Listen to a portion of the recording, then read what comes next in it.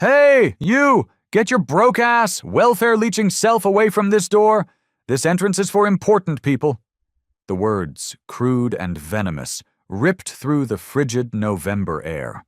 A blade of pure prejudice aimed directly at a black woman standing with quiet poise outside the Harrison County Justice Center. Before the dawn had even broken, a war had been declared. Before we dive into the raw, unfiltered truth of what happened that morning, a morning that would shatter careers and expose a rot hiding in plain sight, make sure you're subscribed and have that notification bell on. You are not going to want to miss a single gut-wrenching second of this. And let us know in the comments right now. What's the craziest abuse of authority you've ever seen? The woman, Dr. Evelyn Hayes, clad in a bespoke Armani suit that likely cost more than the officer's monthly salary, didn't flinch. Before she could even form a response, he was on her, his hand clamping down on her arm like a vice. "Officer, I assure you, I belong here," Evelyn began, her voice a calm, steady island in his churning sea of hostility. "Like hell you do," Officer Frank Miller sneered, his face a mask of smug certainty. He let out a sharp, piercing whistle, a sound meant to summon a dog, not a colleague. "Ramirez, get over here! Help me take out the trash!" A second officer materialized, and together they seized her arms, their grips bruising, their intent clear. They began to drag her backward, away from the brass-handled doors of the courthouse. The smooth, expensive leather of her briefcase screamed as it scraped against the rough, unforgiving concrete. The heels of her Louboutin shoes, a recent gift to herself for a monumental achievement, fought for purchase, scoring useless lines in the pavement. Across the plaza, the early arriving courthouse employees, clerks, paralegals, janitors, froze in doorways and by their cars. A sea of smartphones silently rose, their lenses becoming unblinking witnesses to the degradation. They watched as a woman, the very picture of professional elegance and success, was hauled away like a common criminal. Evelyn didn't struggle. She didn't scream or curse. That would only feed the beast. Instead, she held her head high, her spine a rod of steel, her dignity a silent, powerful rebellion, as two grown men treated her like garbage in front of the very building that promised justice for all, carved in stone above its entrance. Justice, it seemed, was still sleeping. Inside, hours later, the air in courtroom 4B was thick with a tension you could taste. Officer Frank Miller, his uniform freshly pressed and his posture radiating self-righteousness, settled into the witness stand. His lawyer, a slick, silver-haired man named Peterson, approached him with the easy confidence of a man who had successfully defended dozens of cops from the consequences of their actions. "Officer Miller, could you please tell the court about your professional background?" Peterson began, his voice smooth as silk. Miller puffed out his chest, a proud soldier recounting his service. 12 years with Harrison County Courthouse security, sir. For the last 8 of those years, I've been the anchor of the night shift, 7 p.m. to 7 a.m. I know this building better than my own home. Every creak, every shadow, every protocol for securing this facility against any potential threat. And on the morning of November 12th, the morning in question, were you working your regular shift? "No, sir," Miller said, his tone shifting to that of a man burdened by the incompetence of others. Officer Henderson called out. His kid had the flu. They were short-staffed, so I was asked to stay on and cover the morning shift, an emergency replacement. He let that hang in the air. He wasn't just a security guard. He was a hero, holding the line. I've probably worked the morning shift, maybe a half-dozen times in my entire career. Peterson nodded, his expression a perfect pantomime of understanding. So, it's fair to say you weren't intimately familiar with the daytime personnel, the judges, the high-level attorneys who would be arriving at that hour. Exactly, Miller agreed. leaning into the narrative. The night shift is a different world. We're dealing with cleaning crews, late-night maintenance, the occasional emergency repair. It's quiet, controlled. The daytime is chaos. All these suits and robes flying in and out. I don't know their faces because by the time they're clocking in, I'm usually heading home to my wife. He shifted in his seat, getting comfortable, the master of his own story. Now, in my 12 years here, I've seen maybe 3-4 black judges, all of them older men, established figures like Judge Albright and Judge Sanitation. But this woman... He shook his head, a gesture of profound dismissal. She didn't carry herself like any judge I'd ever seen. Describe what you observed that morning, officer. It was around 6:30 a.m., still dark out. I see this woman approaching the restricted judicial entrance. That entrance is for judges only. No exceptions. She was dressed nicely, I'll give her that, he conceded, as if bestowing a great compliment. But something was off. Her whole vibe was wrong. Miller's eyes narrowed, painting a picture for the jury with his supposed expertise. In my experience, people who belong somewhere, they walk with purpose. They don't hesitate. They don't look around like they're casing the joint. They don't act evasive.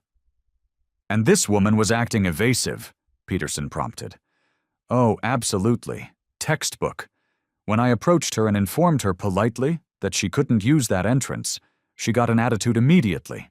Started making demands, puffing her chest out, claiming she belonged there. That's a classic tactic. It's exactly what troublemakers do when they're trying to fast-talk their way into a place they have no business being. Peterson paced slowly before the jury box, letting the image sink in. What transpired next? Miller leaned forward, his voice dropping into a more serious, conspiratorial tone. She became increasingly agitated, belligerent even. She kept insisting she had business in the restricted area, but when I asked for proper identification or authorization, she couldn't provide it. In my 12 years of experience, sir, that is a colossal red flag. It screams threat. Did you make any attempt to verify her identity? Of course I did, Miller scoffed, offended by the very question. I'm a professional. I asked for a courthouse ID, judicial credentials, a bar card, anything to prove she was who she claimed to be. She had nothing. Couldn't produce a single document. He spread his hands wide, as if the conclusion were obvious to anyone with a shred of common sense. Look, I don't operate on appearances. I operate on protocol. No ID means no access. It's as simple as that. Period. And the physical removal? The prosecution claims it was excessive. Miller's expression hardened into a mask of stern duty. The woman refused multiple lawful orders to vacate the restricted area.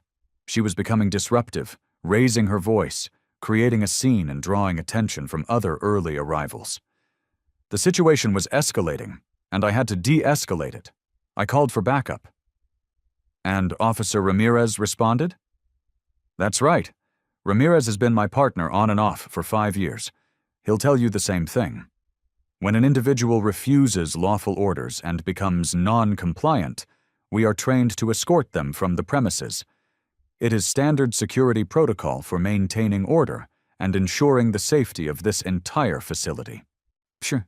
Peterson paused, letting the silence amplify his next question. Officer Miller, in your professional opinion, did you use excessive force? Absolutely not, Miller said, his voice ringing with righteous indignation. We used the minimum force necessary to remove a non-compliant, potentially threatening individual from a high-security area. She was escorted, not assaulted. She was guided to the public area where she belonged. He looked directly at the jury. We followed every single protocol in the book. One final question. Why didn't you simply place a call to the courthouse administration to verify her identity? Miller looked genuinely perplexed by the absurdity of the question. Sir, at 6:30 in the morning, the administrative offices are dark. The building is running on a skeleton crew of security. If every person who showed up without an ID could just demand we stop everything and make phone calls to verify their stories, we'd never be able to maintain proper security. The whole system would collapse. So, in your professional opinion, you handled this situation appropriately? Without a single doubt, Miller said, his confidence surging back, full and undeniable. I protected the security of the Harrison County Justice Center, I followed established protocols to the letter, and I treated the individual with the same professional standards I apply to every single person I encounter. His voice grew stronger, more assured. I've handled hundreds of similar situations over my 12 years. This was textbook, a perfect execution of crowd control and threat neutralization. But then, a woman named Sophia Ramirez, Dr. Hayes' attorney, rose for the cross-examination. Her presence was quiet but commanding, and for the first time, a flicker of uncertainty crossed Officer Miller's face. "Officer Miller," she began, her voice calm but sharp.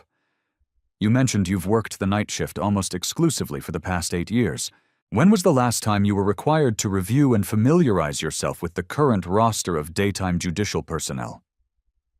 Miller hesitated, the well-oiled machinery of his testimony grinding to a halt. Well, that's not typically a part of my duties on the night shift. So, you would have no way of knowing if any new judges had been appointed to this courthouse in, say, the last month? The night shift doesn't get those memos unless it directly impacts our specific duties, he said, a defensive edge creeping into his voice. Ramirez picked up a document from her table. "Are you aware that the Honorable Dr. Evelyn Hayes was officially appointed to the bench in this very courthouse 4 weeks ago?" Miller's jaw tightened. A muscle began to twitch in his cheek. "I was not informed of that specific appointment, no." "Wouldn't you consider it a basic security protocol to know the faces of the judges you are tasked to protect?"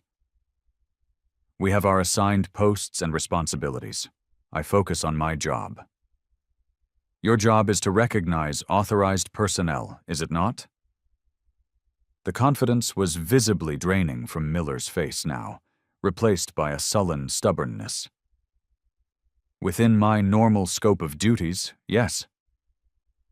"And yet, you made zero effort to verify whether Dr. Hayes might be authorized personnel before you physically assaulted her and dragged her from the premises." "She failed to present proper identification," he snapped, his voice clenching. "Did you ask her what type of identification she was carrying?" A long, uncomfortable silence filled the courtroom. She should have known to present her courthouse credentials." "That's not what I asked, Officer Miller," Ramirez pressed, her voice like ice. "Did you at any point specifically ask what identification she had in her possession?"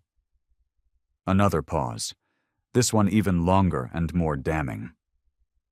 "I followed standard protocol." Ramirez set down her papers, her gaze unwavering. "Officer Miller, in your 12 years of service, how many times have you found it necessary to physically remove an individual from the courthouse premises?" Miller shifted in his seat, the fabric of his uniform suddenly feeling too tight. "I don't keep an exact tally. Approximately, maybe 20, 25 times." "And how many of those 25 individuals were black women in professional business attire?" Peterson shot to his feet. "Objection. Relevance?" "It is entirely relevant to establishing a pattern of behavior, Your Honor," Ramirez countered. The objection was overruled, but the question hung in the air, the damage already done, its implication blooming like a toxic flower in the minds of the jury. Ramirez continued her relentless advance. "You testified earlier, under oath, that you don't operate on appearances. But isn't it true, Officer Miller, that you immediately assumed Dr. Hayes didn't belong, based solely on the fact that you saw a black woman approaching a restricted entrance?" "I observed suspicious behavior," he insisted, his voice rising in panic. "What behavior, exactly? Walking towards a door while being black?" She looked out of place, he blurted out, the words escaping before he could stop them. Out of place how, officer? The courtroom fell utterly silent. Miller had just walked directly into her trap, his own words contradicting the very foundation of his defense. His face turned a deep, mottled red as he struggled to find an answer. Any answer that didn't sound exactly like what it was. Racial profiling, pure and simple, executed with the authority of a badge. I used my professional judgment, he stammered, based on 12 years of experience. But the damage was irreparable. The confident, by-the-book officer had vanished. In his place sat a man whose story was unraveling thread by thread, a man exposed, and everyone in that courtroom could see it happening in real time. Dr. Evelyn Hayes rose from her seat at the plaintiff's table with a grace and composure that instantly commanded the room's attention. She moved toward the witness stand, not as a victim seeking pity, but with the measured, confident stride of someone who owned the very space she occupied in ways the audience could not yet begin to comprehend. Her voice, when she finally spoke, was not the voice of a woman who had been humiliated on a cold, concrete plaza. It was the voice of a scholar, a leader, a woman intimately familiar with the machinations of legal proceedings. Please state your full name for the record, her attorney, Ms. Ramirez, began. Dr. Evelyn Marie Hayes. Her voice was clear, crisp, and professional, utterly unshaken by the morning's traumatic events. Dr. Hayes, can you please describe your routine on the morning in question? Evelyn adjusted her posture slightly, her hands folded calmly in her lap, a picture of serene control. I arrived at the Justice Center at approximately 6:30 a.m., as is my standard practice. I find it beneficial to arrive early in order to review my morning docket, organize my preparations, and ensure that everything is in perfect order for the day ahead. Your morning docket? Your preparations? Yes, Evelyn affirmed. I follow a very specific set of procedures before commencing my daily responsibilities. It requires a period of quiet contemplation to review case materials, check schedules, and mentally prepare for the complex tasks at hand. The way she spoke, with such precision about procedures and responsibilities, hinted at a level of authority far beyond that of a typical courthouse employee. And why did you choose to use the main judicial entrance that morning instead of other available entrances? A flicker of frustration, quickly mastered, crossed Evelyn's face. The electronic access system for my designated parking garage was malfunctioning. My usual, more direct entry point was non-operational. Therefore, I was forced to use the main entrance. It was an inconvenience, but I assumed it would be a minor one. Your usual entry point? Yes, I typically use a more private access route that allows me to reach my chambers without navigating through the public areas of the building. She paused, letting her next words land with deliberate weight. Privacy and efficiency are paramount when one has significant responsibilities to attend to.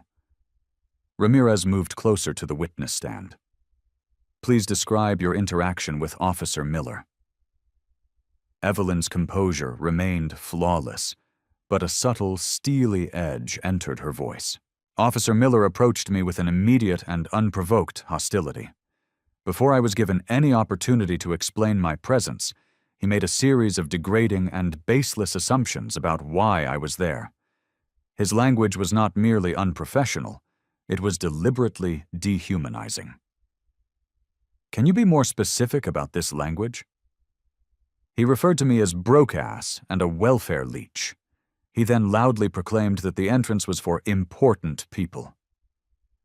Evelyn's tone remained controlled, but the memory of the insult was a palpable presence in the courtroom. At no point did Officer Miller ask for my identification. He never once inquired as to my purpose for being at the courthouse. He simply looked at me, a black woman, and decided that I had no legitimate reason to exist in that space. What happened when you attempted to explain the situation? I remained calm and made a conscious effort to de-escalate. I stated clearly that I had business in the building and that I belonged there. His response was to whistle for backup and to begin treating me as a physical threat. Evelyn's eyes flashed with a controlled, righteous anger. I was then dragged by two men across a concrete plaza like a piece of luggage, while my own colleagues watched from the windows and doorways above. The courtroom stirred.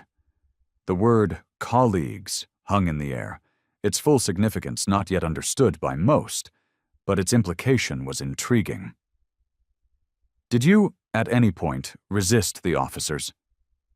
Absolutely not, she stated firmly. Despite the profound humiliation and the physical discomfort, I maintained my dignity.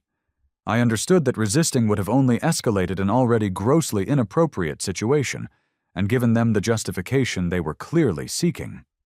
Her voice carried the weight of someone accustomed to making critical decisions under immense pressure.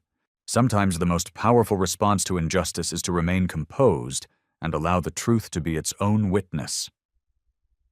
Ramirez walked towards the jury. Dr. Hayes, you mentioned you had business at the courthouse that morning. Can you please elaborate on the nature of that business? Evelyn paused, choosing her words with a surgeon's precision.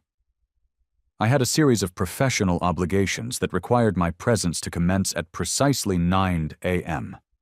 These obligations involve significant responsibilities that directly affect the lives and liberties of multiple people and require extensive, meticulous preparation. And were these obligations scheduled in advance? Yes, for several weeks. My daily schedule is typically planned far in advance due to the demanding nature of my work. Missing or even being late for these obligations would have had severe consequences for a great number of people. What type of work requires such precise scheduling and carries such significant consequences? Another meaningful, resonant pause. Work that involves making final, binding decisions that alter the course of people's futures. Work that requires absolute punctuality and exhaustive preparation. Work that demands not only a deep and comprehensive legal expertise, but also an unimpeachable moral authority. The way she described her work painted a portrait of immense power, though she was careful not to reveal the specific title that came with it. Dr. Hayes, you seem exceptionally familiar with courthouse procedures and security protocols. Can you explain the reason for this familiarity? I have spent a considerable portion of my career within courtrooms. I understand the intricate ways these institutions function, what is expected of all personnel, and how a security force should properly balance the need for safety with a fundamental respect for individual rights. Her knowledge was clearly deeper than that of a visitor, or even a typical attorney. And in your professional and experienced opinion, was Officer Miller's behavior appropriate that morning? Evelyn's voice became firmer, taking on a tone of final judgment. Officer Miller's behavior was a gross violation of every principle of professional security. He made prejudiced assumptions. He failed to follow the most basic verification procedures, and he aggressively escalated a situation that required only simple, respectful communication. She paused, her legal expertise showing through. More importantly, he failed to recognize that true security is not born from intimidation and suspicion. It is born from treating all people with dignity while properly and impartially verifying their credentials. Bro, did his actions affect your ability to fulfill your professional obligations that day? Significantly, she confirmed, the weight in her voice suggesting consequences far beyond mere inconvenience. The incident delayed my arrival to my work area by nearly an hour, caused unnecessary emotional and physical distress, and disrupted the focus and clear judgment required to perform my duties. Peterson, Miller's attorney, began his cross-examination with a heavy dose of skepticism. Dr. Hayes, isn't it true that you could have avoided this entire, unfortunate situation by simply showing the officer your identification? Evelyn's response was measured, but pointed as a dagger. First, I should not be required to prove my right to exist in a public space that I serve. Second, and more factually, Officer Miller never once asked me for identification. He made his assumptions, and he acted on his prejudice. The opportunity for a simple, professional exchange was never offered. But surely you understand the need for security in a building like this? I understand security intimately, she retorted, her voice carrying the authority of one who has professionally delineated such boundaries. I also understand the fundamental difference between legitimate security measures and discriminatory harassment masquerading as protocol. You claim to have had professional obligations at 9:42 a.m. What is your profession exactly? Evelyn met his gaze, her eyes steady and unblinking. I work within the justice system, Mr. Peterson. My role is to ensure that all legal proceedings are conducted fairly, impartially, and in accordance with the law. That's a rather vague description. Are you an attorney? A slight, enigmatic smile touched Evelyn's lips. My role within the justice system does require extensive legal knowledge, yes. You're not answering the question directly, Dr. Hayes. On the contrary, I am answering with the precise amount of clarity the question allows at this stage. There was something almost regal in her composure, as if she were accustomed to controlling the flow of conversations, not being controlled by them. Peterson, growing frustrated, pressed harder. Why won't you simply state your job title for the court? Evelyn's pause was pregnant with meaning, a silence that filled the entire courtroom with anticipation. Because, she said slowly, her voice dropping slightly, my job title would fundamentally and irrevocably change how this courtroom, this jury, and you yourself view everything that transpired this morning. And I believe with every fiber of my being that Officer Miller's actions should be judged on their own merits, on the ugliness of the act itself, not on the title of the person he happened to brutalize. The courtroom buzzed with 1,000 whispered speculations. Who was this woman? Who was this person whose identity could reframe the entire trial? What position could she possibly hold that would transform the entire narrative from a case of racial profiling into something else entirely? But Dr. Evelyn Hayes wasn't ready to reveal her hand just yet. She sat on the stand with the quiet, unshakable confidence of someone holding the ultimate trump card, waiting for exactly the right moment to play it and end the game. 4 weeks earlier, the main ceremonial hall of the Harrison County Justice Center was filled to capacity.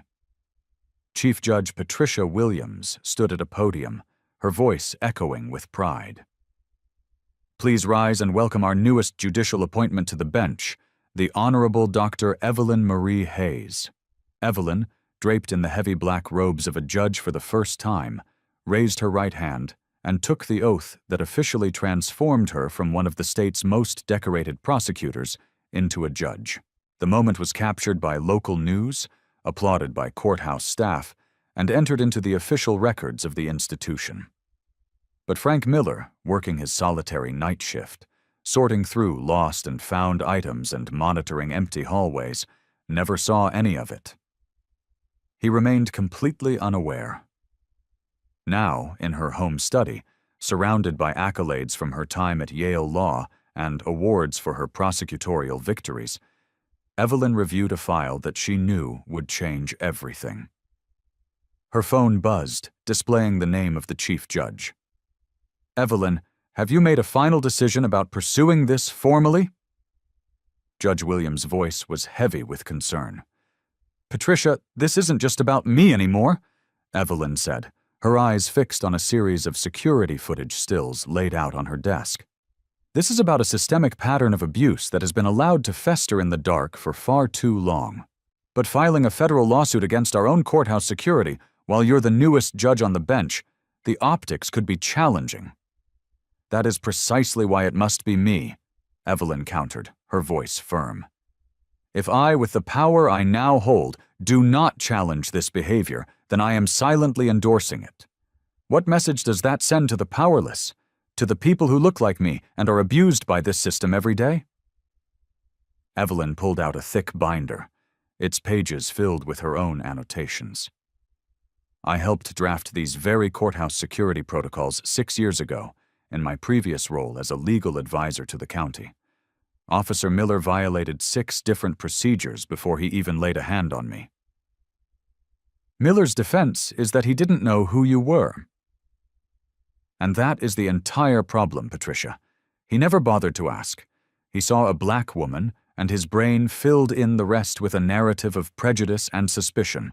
After the call, Evelyn opened her laptop, diving into the hours of security footage her legal team had obtained through Discovery. The videos revealed a sickeningly consistent pattern, stretching back for months, for years. Timestamp, August 2nd. Dr. Alistair Finch, a renowned black cardiologist and expert witness, is aggressively questioned about his presence in the courthouse. The footage shows Miller demanding to see Dr. Finch's medical license and driver's license, a request never made of his white counterparts. Timestamp, September 18th. Sofia Rodriguez, a Latina court reporter, is stopped and interrogated for using the same staff entrance she has used without incident for 5 years. Timestamp, October 5th. Professor Kenji Tanaka, an Asian American law professor from a prestigious university, is forced to provide 3 separate forms of identification before being permitted to observe a public hearing. Video after video told the same story. Frank Miller treating every person of color as a potential threat while waving white visitors through with a smile and a nod, often without a single question. Evelyn cross-referenced these documented incidents with the courthouse's internal complaint records. What she found was as troubling as it was predictable. 9 informal complaints had been filed against Officer Miller over the past 3 years. All of them had been summarily dismissed without a formal investigation. Every single complainant was a person of color. She dug deeper, pulling up Miller's personnel file. His performance reviews were filled with glowing praise for his vigilance and for maintaining the proper courthouse atmosphere. His supervisor's notes commended his proactive security measures, measures that somehow were only ever aimed at minorities. The language was carefully coded, but the pattern was as clear as day. Her assistant, a sharp young paralegal named David, arrived with a new stack of evidence. Judge Hayes, here are the audio transcripts you requested from the security break room. The transcripts were horrifying. They revealed conversations where Miller joked about keeping certain types in their place and referred to professionally dressed black women as probably here for the child support office. His training records were just as damning. Miller hadn't attended a mandatory diversity, equity, and inclusion training in over 5 years. He had consistently used his night shift schedule as an excuse to skip the required sessions. All security complaints, she discovered, were reviewed and adjudicated by Sergeant Bill Morrison, Miller's direct supervisor, and, according to social media, his personal friend and fishing buddy for over a decade. There was no independent oversight. The fox was guarding the henhouse. Evelyn's team had compiled a mountain of evidence. Audio recordings captured Miller using racial slurs when he thought no one was listening. Sworn witness statements from other courthouse employees described a years-long pattern of discriminatory behavior, and the security footage provided the visual proof, showing Miller's clear double standard in action. Courtesy and a smile for white visitors, suspicion and hostility for everyone else. The most damning evidence, however, came from Miller's own incident reports. His own words revealed his twisted mindset. He consistently described professional black men and women as aggressive, agitated, or non-compliant for simply asking questions or asserting their right to be there, while characterizing the exact same behavior from white individuals as assertive or confident. She found 2 previous excessive force complaints filed against him, both involving the family members of black defendants, and both dismissed by Sergeant Morrison with minimal review. As Evelyn meticulously organized the evidence into a timeline, the full scope of the problem became terrifyingly clear. This wasn't about one rogue officer having a bad morning. This was about institutional rot. It was about a deep-seated systemic racism hiding behind the veneer of security protocols, enabled by complicit supervisors who valued a quiet shift over protecting the civil rights of the citizens they were paid to serve. She glanced at the photograph on her desk, the one from her swearing-in ceremony. She remembered the weight of the robes on her shoulders and the solemn promise of her oath to uphold justice impartially. The next day in court would offer her the chance to prove that those weren't just empty words. The irony was not lost on her. Frank Miller's blind prejudice, his assumption that she was powerless, would be the very thing that would expose the corrupt system that had protected him for years. And more importantly, this case would ensure that no one else would have to endure what she had. The humiliation of being dragged away from their own workplace, simply for the crime of existing while black. Justice, Evelyn realized, sometimes arrives through the most unexpected and powerful reversals of fortune. We're about to see the evidence that blows this case wide open. The moment where truth hits the spotlight and lies have nowhere left to hide. And if you're feeling that fire in your gut right now, that righteous anger for what Dr. Hayes endured, smash that like button to show that you stand for justice. This is the point of no return. Attorney Sofia Ramirez approached the evidence table with the quiet confidence of someone who knows they are holding a lit stick of dynamite. She lifted a tablet, its screen glowing, ready to shatter Officer Miller's carefully constructed reality.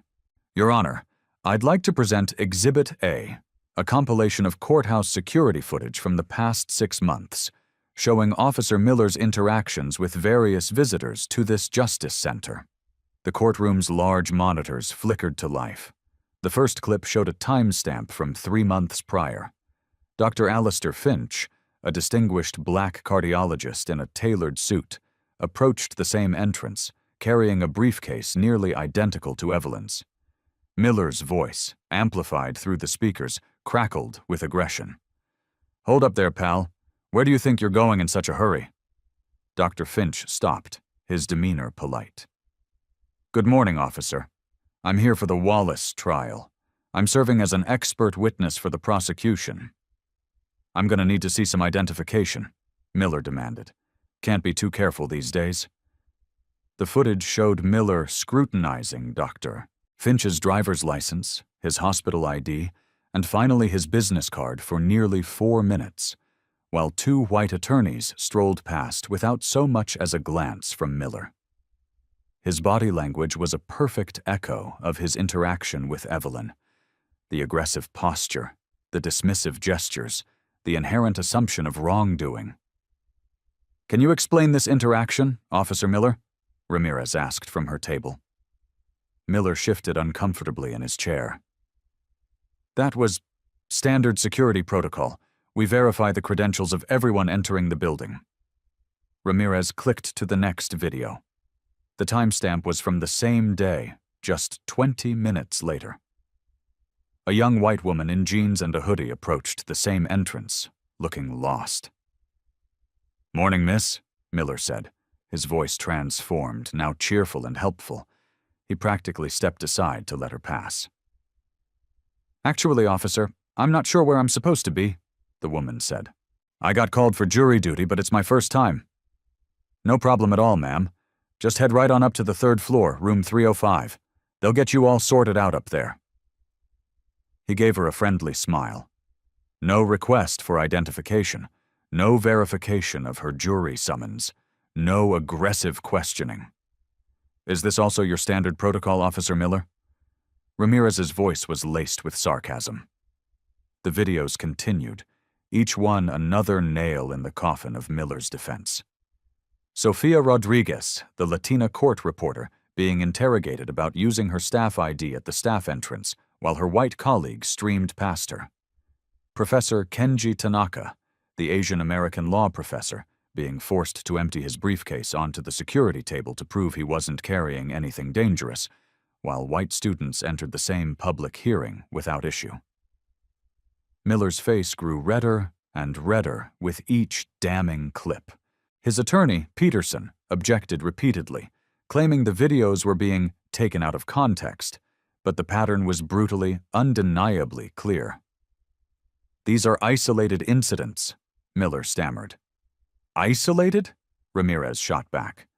"We have documented 23 such instances over the last 6 months alone. Shall we sit here and watch all of them, officer?"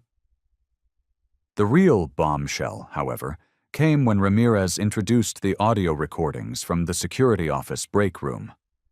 Miller's voice, raw and unfiltered, filled the silent courtroom. "You should have seen this uppity broad today. Some black chick in a fancy suit acting like she owned the damn place. Had to put her in her place real quick." Laughter from another officer could be heard in the background. "These people think they can just waltz in anywhere like they belong. That's what we're here for, boys, to keep the standards up. I don't care how much money they put on their back. I can spot trouble a mile away. It's all about keeping the right kind of people in and the wrong kind out." The courtroom erupted in gasps and furious murmurs. Miller's face went completely pale, a ghostly white, as he was confronted with the sound of his own vile prejudice. Peterson scribbled frantically on his legal pad, knowing his entire defense had just been incinerated in real time. Ramirez then called her first witness, Dr. Alistair Finch himself. "Dr. Finch, you are the chief of cardiology at Sterling City General Hospital, correct?" "I am," Dr. Finch said, his voice carrying a quiet dignity tinged with a deep, lingering frustration. 35 years practicing medicine. Can you describe your interaction with Officer Miller 3 months ago?" "I was treated like a potential criminal for the simple act of entering a courthouse where I have testified as an expert witness more than a dozen times. Officer Miller questioned my credentials, my purpose, my very right to be there, with a tone of suspicion and contempt that I have never before experienced from courthouse security. How did this treatment make you feel?" "Humiliated, angry, but mostly I felt concerned. Concerned that if this is how he treats a known medical professional, a man in a suit coming to testify for the state, then what in God's name does he do to ordinary citizens of color who cannot defend themselves?" Next came Sophia Rodriguez, the court reporter. "Ms. Rodriguez, how long have you been employed by this courthouse?" 11 years, she said, her voice shaking slightly. "I have used that staff entrance every single workday for 11 years. Please describe your interaction with Officer Miller." "He stopped me like I was a trespasser in my own place of work. He demanded to know why I was using a restricted entrance and made me prove I was an employee. At the same time, 3 white clerks, all of them junior to me, walked right past us without him saying a word. The pattern became undeniable as witness after witness testified to the exact same treatment. Each person of color was stopped, questioned, interrogated, and forced to prove their legitimacy, while their white counterparts passed by freely."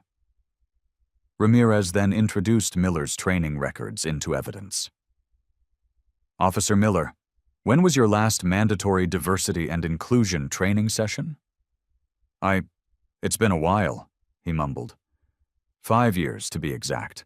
According to these records, you have missed 17 mandatory sensitivity training sessions, claiming a schedule conflict each and every time. My night shift makes it difficult to attend daytime trainings." "And yet," Ramirez countered, holding up another document, "you somehow managed to attend every single optional firearms training, every overtime certification course, and 3 professional development seminars on counterterrorism during that same period. It seems the only training you have a conflict with is the kind that teaches you not to be a bigot." The most devastating blow came from Sergeant Bill Morrison, Miller's supervisor, whom Ramirez had called as a hostile witness. "Sergeant Morrison, can you tell the court how many formal complaints have been filed against Officer Miller in the past 2 years?" Morrison squirmed on the stand. "I'd have to check the exact number. Allow me to help you. The number is 9. 9 formal complaints, all from people of color, and all of them were dismissed by you without a formal investigation. Can you explain that pattern?" "Frank Miller is a good officer," Morrison insisted, his loyalty overriding his sense of self-preservation. "Sometimes civilians can misunderstand standard security procedures." "Misunderstand them, Sergeant? Or do you mean they correctly identified discriminatory treatment that you then disguised as procedure to protect your friend?" Ramirez presented Morrison's own signed evaluation of Miller. It read, "Officer Miller shows excellent proactive judgment in identifying potential security risks and maintains high standards for courthouse access." When you wrote identifying potential security risks, what exactly did you mean, Sergeant? Morrison's pause was a confession in itself. "People who seem out of place." "And in your professional opinion, who seems out of place in a public courthouse, Sergeant?" Another telling silence. "It's a judgment call based on experience. Experience that, somehow, only ever seems to flag people of color as suspicious." The institutional nature of the problem was now laid bare for all to see. This wasn't just one rogue cop. This was a system, a culture, that had enabled, protected, and even rewarded discriminatory behavior for years. Ramirez's final piece of evidence was a statistical analysis prepared by a civil rights expert. The numbers were staggering. In his documented interactions, Officer Miller stopped and questioned people of color at a rate 13 times higher than white visitors. He requested additional identification from minorities 89% of the time, versus just 3% for white individuals, and 100% of his physical altercations involved people of color. "These statistics don't lie," Ramirez told the jury, her voice ringing with conviction. "They don't have a hidden agenda. They reveal a clear, undeniable, and disgusting pattern of racial profiling that has been enabled, protected, and rewarded by a broken system." As the evidence presentation concluded, the courtroom understood that they had witnessed something far bigger than one ugly incident on a cold November morning. They had seen, in stark, undeniable detail, how institutional racism operates in plain sight. Miller sat at the defendant's table, no longer the confident protector of justice. He had been exposed as the very embodiment of a system that judges people by the color of their skin while claiming to serve justice for all. But the biggest revelation, the one that would turn the case into a legend, was still to come. Sophia Ramirez approached Dr. Evelyn Hayes for what everyone in the courtroom assumed would be some routine follow-up testimony. The trial had settled into a predictable, if dramatic, rhythm. No one, not even the court stenographer, was prepared for the fact that the next 2 minutes would rewrite everything.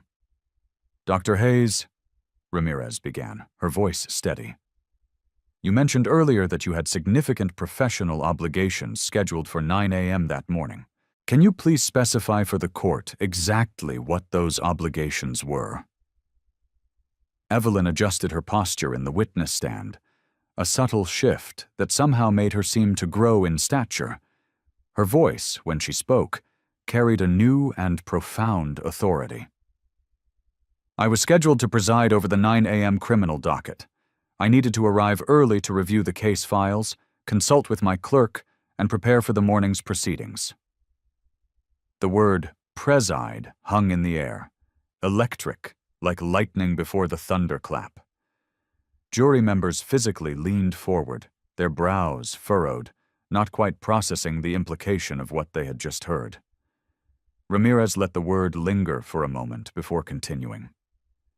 "When you say preside, Dr. Hayes, can you please clarify your specific role for the court?" Evelyn looked directly at the jury. then at the judge. Then finally, her gaze settled on the pale, sweating face of Frank Miller. "I am the Honorable Judge Evelyn Marie Hayes, appointed to the bench of this courthouse 4 weeks ago. I was arriving at the Justice Center to perform my duties as the presiding judge of Criminal Court Division C." The courtroom exploded. A collective gasp sucked the air from the room, followed by a tidal wave of frantic whispers. The jury members' mouths hung open in disbelief. Across the room, Frank Miller's face drained of all color, the blood vanishing as if drawn out by a syringe. The sheer, crushing magnitude of his actions crashed down upon him. His lawyer, Peterson, literally dropped his pen, which clattered loudly on the floor as he stared, utterly stupefied. Judge Martinez, presiding over the trial, banged his gavel repeatedly, the sound barely registering over the din. "Order! Order in this courtroom! Order!" The court clerk, a woman named Janet Morrison, stood up, her hand trembling as she held a document. "Your Honor," she said, her voice shaky, "I can confirm. Judge Hayes was indeed scheduled to preside over the 9 a.m. criminal docket that morning. She was supposed to be in this very courtroom." The irony was so thick it was suffocating. Frank Miller had physically prevented a judge from entering her own courthouse to preside over cases in her own courtroom. The woman he had dragged across the concrete, the woman he had called welfare leech, held a position that outranked every single person in the room, except for the chief judge herself. Miller's world crumbled in a visible, catastrophic implosion. His hands began to shake uncontrollably as he finally understood. He hadn't just assaulted a citizen, he had assaulted a sitting federal judge. His 12 years of experience had failed to recognize the newest member of the judiciary. His finely honed eye for troublemakers had mistaken one of the building's most powerful figures for trash. Judge Hayes wasn't simply visiting the courthouse, Ramirez continued, her voice cutting through the remaining buzz, savoring each word. She was reporting to work, to her job as a judge in the very system Officer Miller claimed to be protecting. The revelation instantly recontextualized every piece of evidence. Those professional obligations were sentencing hearings and criminal trials. Her familiarity with the courthouse came from helping write the very procedures he claimed to follow. Her calm authority was the result of years of training to make life-altering decisions under unimaginable pressure. Peterson was whispering frantically to Miller, but Miller seemed catatonic, his eyes wide and vacant. The confident, swaggering officer had been replaced by a man confronting the career-ending, life-altering reality of his own catastrophic prejudice. "Judge Hayes," Ramirez asked, her voice softening with respect, "how did Officer Miller's actions affect your judicial duties that day?" Evelyn's response carried the full weight of her office. "The entire criminal docket was delayed by 45 minutes, while my clerk informed the court of the situation, and I attempted to recover from the altercation. Defendants who were in custody waited in holding cells. Victims and their families waited in the hallways. Attorneys waited at their tables. The entire judicial process was halted because Officer Miller decided I didn't look like I belonged in my own workplace." The real-world consequences of his bigotry were now laid bare. It wasn't just an insult. It was an obstruction of justice. "Did you consider revealing your identity to him during the incident?" Ramirez asked. "I shouldn't have to," Evelyn stated, her voice a quiet storm of conviction. "I should not have to brandish my title to be treated with basic human dignity. Officer Miller's behavior should be judged on its own merits, not on who I turned out to be." She paused, her eyes sweeping across the courtroom, a judge in every sense of the word. "Every person who enters this building deserves to be treated with respect, regardless of their position, their power, or the color of their skin." A stunned, profound silence filled the room as the full scope of Miller's blunder sank in. He hadn't just made a professional error. He had committed a federal crime against a member of the judiciary. He hadn't just embarrassed himself. He had brought shame and disgrace upon the entire courthouse security force in front of its newest and most powerful member. Miller finally spoke, his voice a hoarse, barely audible whisper. I didn't know." "No," Judge Hayes responded, her voice quiet but as sharp as steel. "You didn't know because you didn't ask. You saw a black woman and you assumed. Your 12 years of experience taught you everything except how to see a human being. The revelation transformed everything. What had begun as a civil rights case had become something unprecedented, something historic.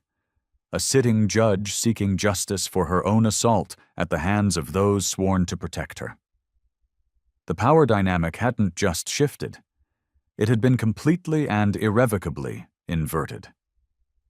Officer Frank Miller, the man who dragged Judge Evelyn Hayes from her own courthouse, now sat in judgment, seeking mercy from the very system he claimed to protect.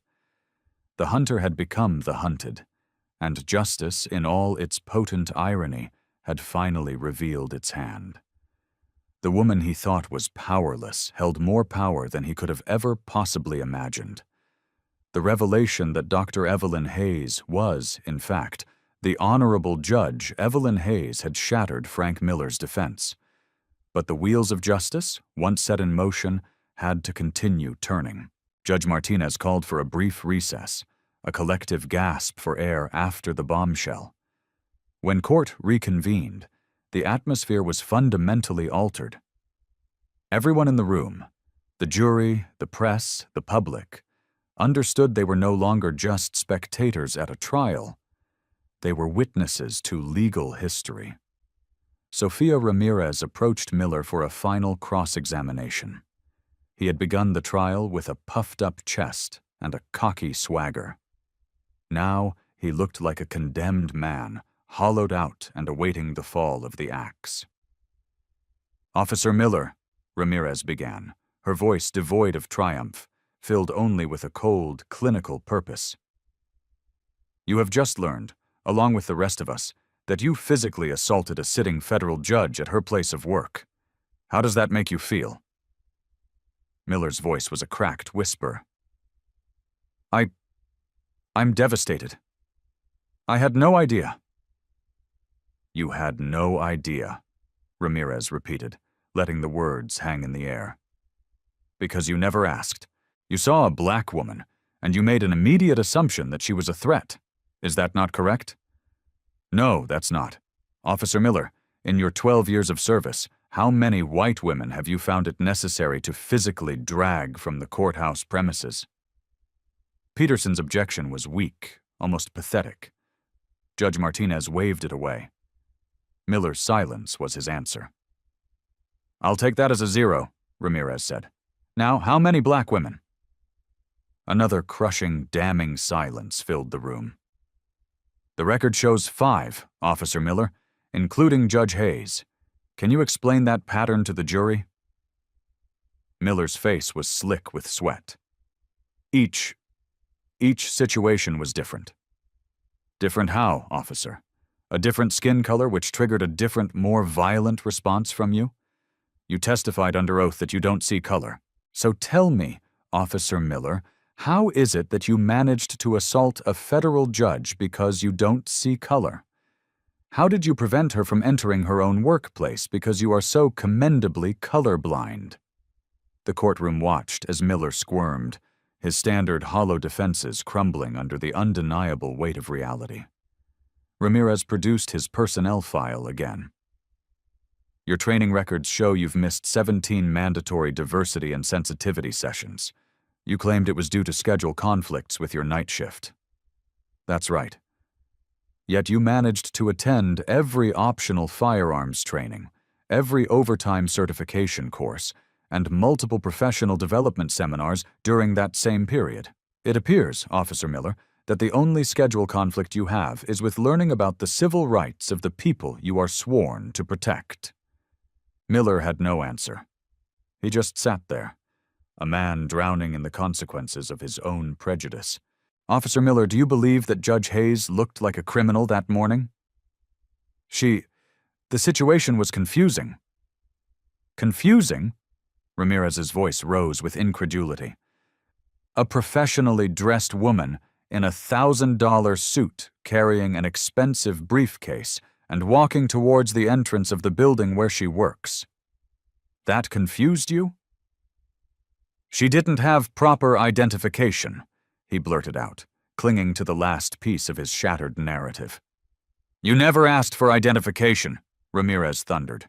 You immediately assumed she didn't have it, that she didn't belong, that she was welfare trash. Isn't that the truth? Miller's voice was barely a register above silence. Yes. The admission, a single, whispered word, hung in the air like a death knell. He had just confessed, in open court, to exactly what everyone knew to be true. He judged her based solely on the color of her skin. Ramirez pressed her final advantage.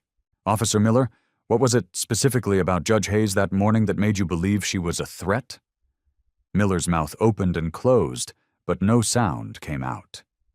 Any answer he could possibly give would only further expose the depths of his racial bias. Was it her expensive suit? Ramirez asked, her questions like a surgeon's scalpel. Her professional demeanor? Her calm, articulate voice? What specific detail about Judge Evelyn Hayes screamed welfare case to you? I made an error in judgment, he finally managed to say. An error in judgment, officer? Or a crystal-clear revelation of your true, deeply held beliefs about black women in positions of power? Peterson's objection was a desperate, futile gesture. The damage was absolute. Frank Miller stood exposed not just as a racist, but as a man whose racism was so ingrained, so automatic, that he assaulted a federal judge without a moment's hesitation.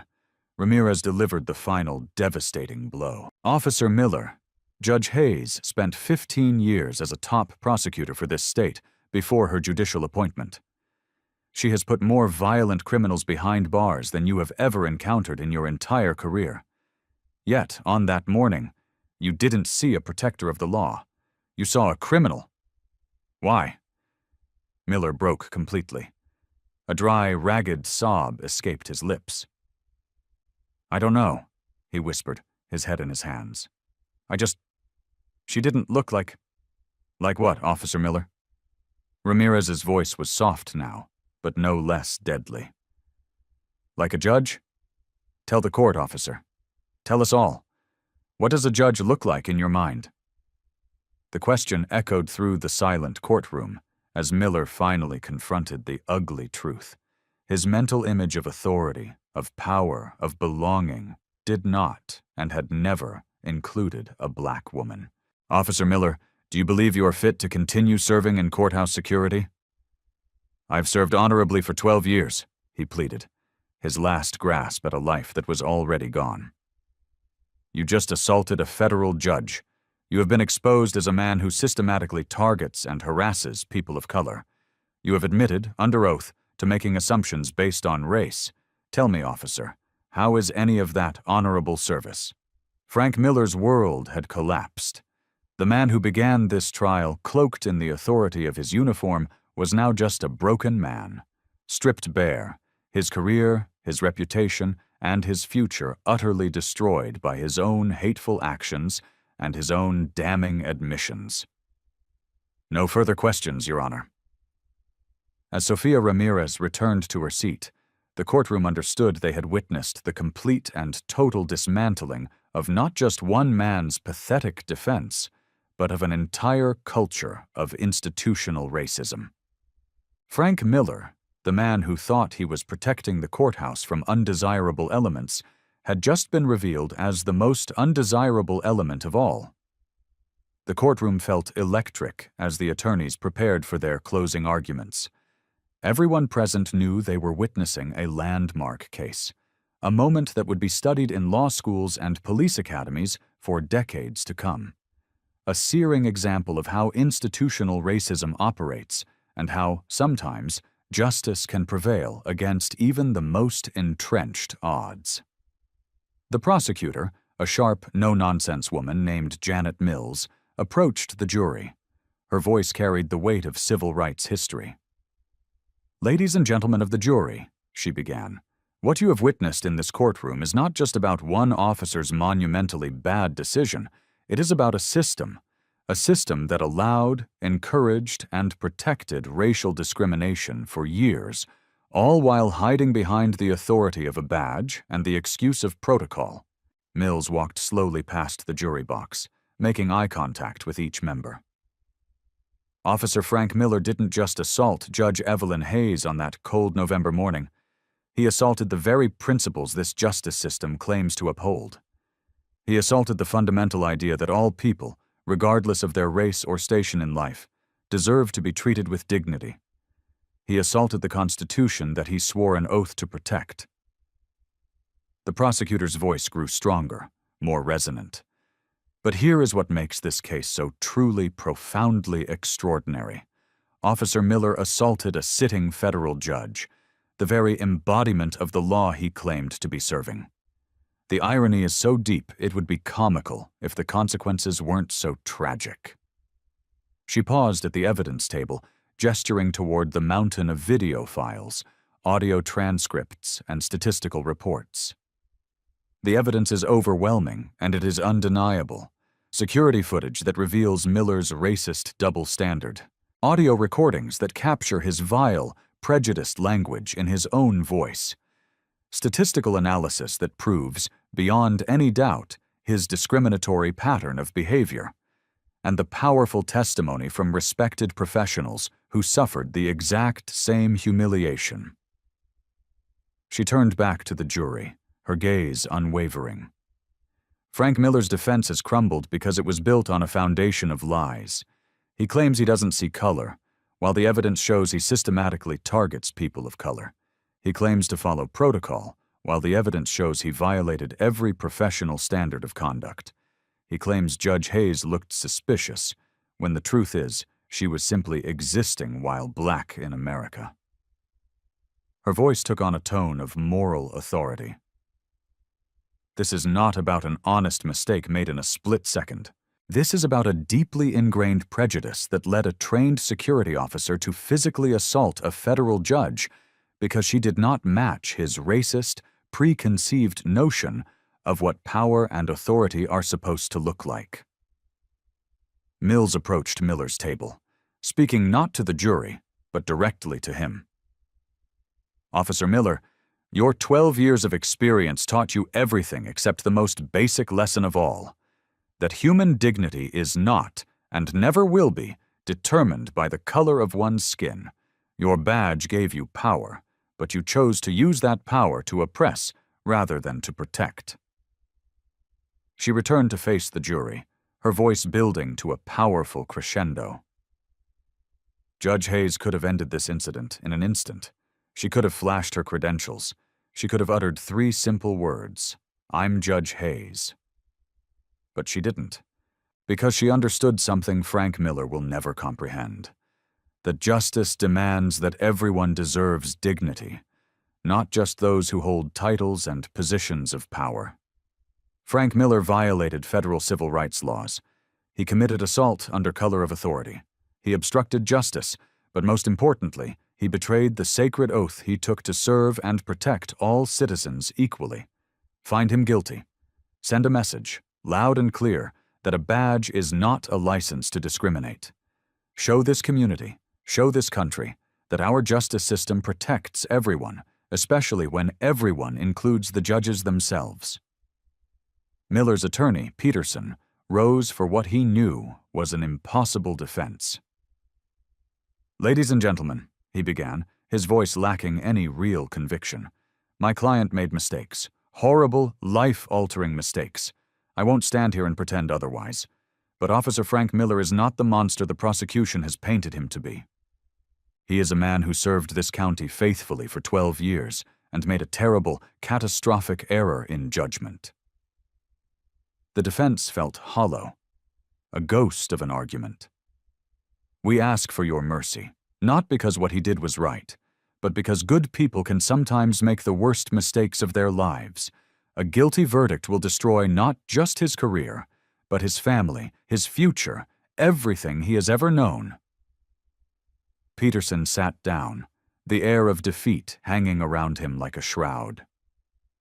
Judge Martinez delivered his final instructions. "Members of the jury, you must decide if Officer Miller's actions constitute a federal civil rights violation, assault under color of law, and obstruction of justice. The evidence has been presented. The law is clear." The jury filed out. They deliberated for exactly 47 minutes, barely enough time to elect a foreman and take a single formal vote. When they returned, the foreman's voice was clear and strong, ringing with conviction. "On the charge of civil rights violations under color of law, we, the jury, find the defendant guilty. On the charge of assault and battery, we find the defendant guilty. On the charge of obstruction of justice, we find the defendant guilty." Frank Miller collapsed in his chair, a broken man. Peterson patted his shoulder helplessly. 12 years of a career, a lifetime of pride, all of it destroyed by a few minutes of unchecked prejudice. Judge Martinez delivered the sentence immediately, his voice a hammer of judicial authority.